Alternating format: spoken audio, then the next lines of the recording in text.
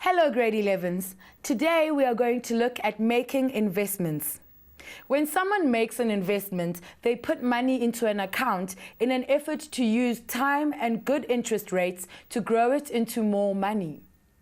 Short-term investments are for periods of 5 or less years and are offered by most commercial banks.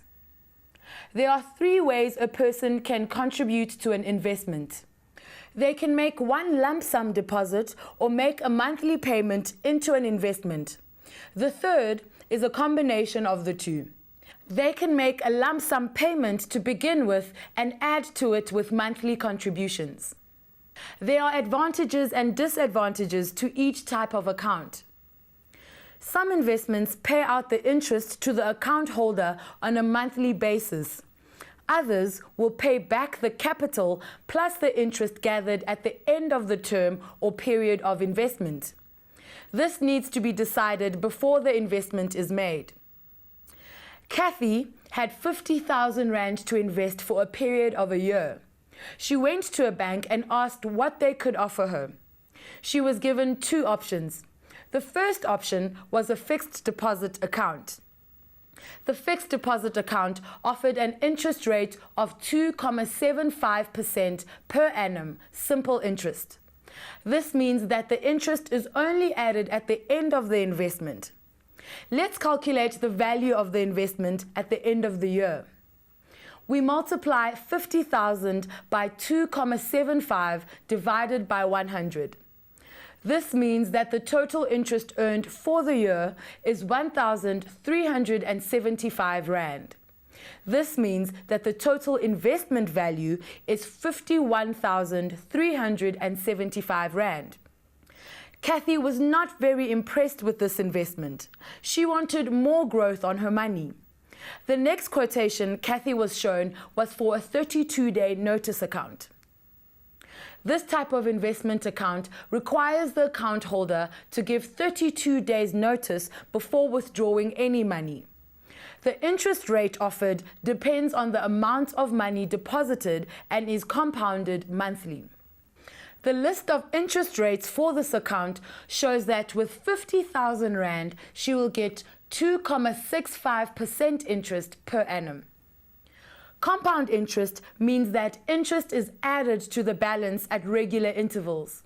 In other words, with compound interest, it is possible to make more interest from the interest we have already earned.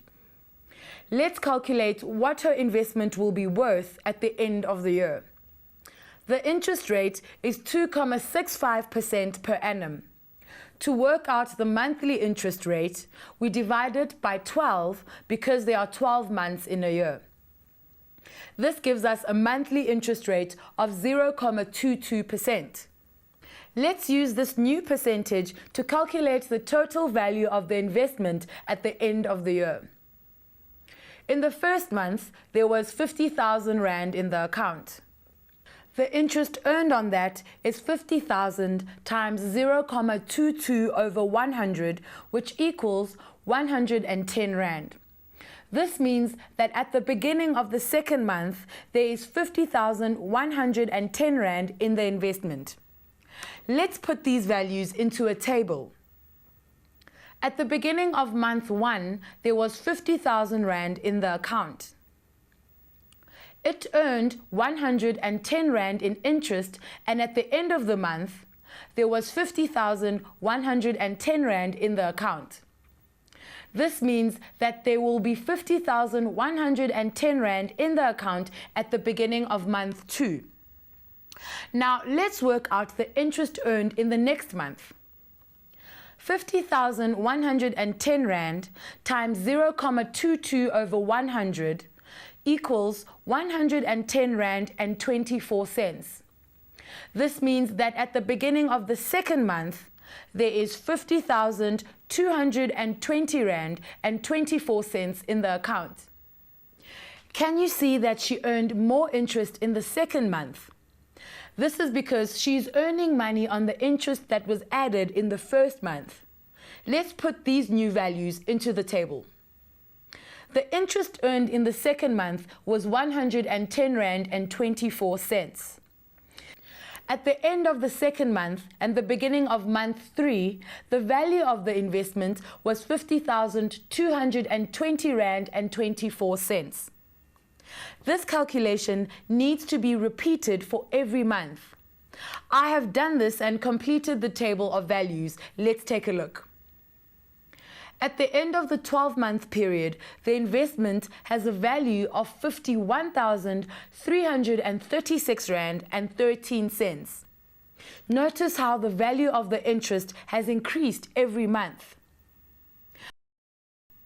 This means that the investment has made a total of 1,336 Rand and 13 cents. The two investments had different interest rates and different methods of adding the interest. The fixed deposit account had a simple interest rate of 2.75% and the 32-day notice account had an interest rate of 2.65% compound monthly. After 1 year, they have both produced roughly the same amount of interest. Let's plot both of these investments on the same graph and compare their growth over a period of 50 years. The simple interest account is represented with the straight line. The compound interest account curves upwards. This shows that over a longer period of time, an investment that is compounded will pay out more interest than a simple interest investment. Kathy wanted to explore some more options, and a friend told her about a money market account. A money market account's interest rates will change according to what's happening in the stock markets. This means that one day the interest rate could be very high and the next day quite low. The interest rate is calculated daily and paid monthly.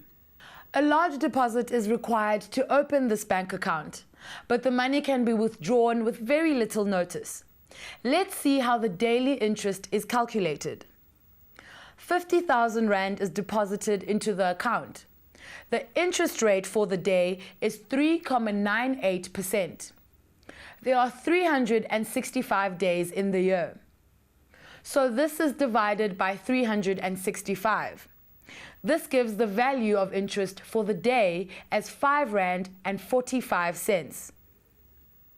This calculation is repeated every day to find the value of the interest. The interest is only added at the end of each month. Shortly, we will be joining Mampo and Mandla. They are discussing the different options Mandla has to invest 1,000 Rand. They will be going through the main accounts that we have discussed.